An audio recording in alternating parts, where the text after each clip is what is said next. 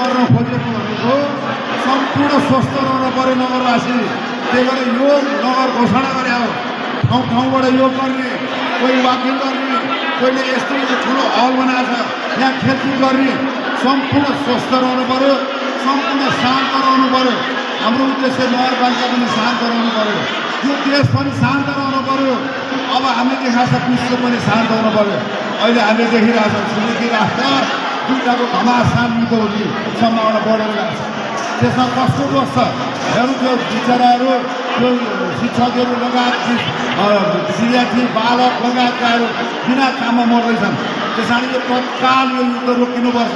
शान्त हुनु पर्यो भने घोषणा हो हाम्रो, योग हुनु पर्यो भने घोषणा हो हाम्रो।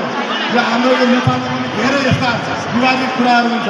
हामी योग गर्ने, साधक बन्ने र सम्पूर्ण विवादरहित नगरपालिका बनाउने भुवनेश्वर नगरपालिकाको उद्देश्य हो। यसरी नै आज नगर घोषणा गरे हो, योग नगर घोषणा। अब हामी अझ बढाउँछौँ, स्कुलहरू विद्यार्थीहरूलाई पनि बनाउँछौँ। सम्पूर्णले योग गर्ने हो र स्वस्थ रहने हो।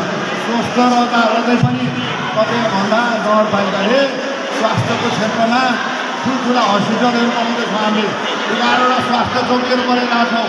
यहाँबाट पनि हामी स्वस्थ रहनको लागि उपचार लगायतका विभिन्न कार्यक्रम गरिरहेका छौँ। आज अब विशेष गरेर ढिला पनि भइसकेका छ। हाम्रो उद्देश्य स्वस्थ बन्नु हो।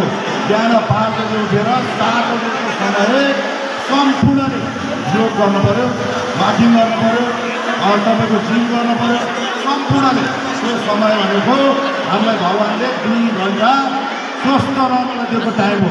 त्यही भएर हाम्रो नगरपालिकाले योग नगर घोषणा गरेर आज यसले अब अझ पनि 40वटा अझ बढाएर टोलमा योग गर्ने बाटोहरू बनाउने भन्दै आज सम्पूर्ण बिहान उठेर यहाँसम्म आइदिनु हो।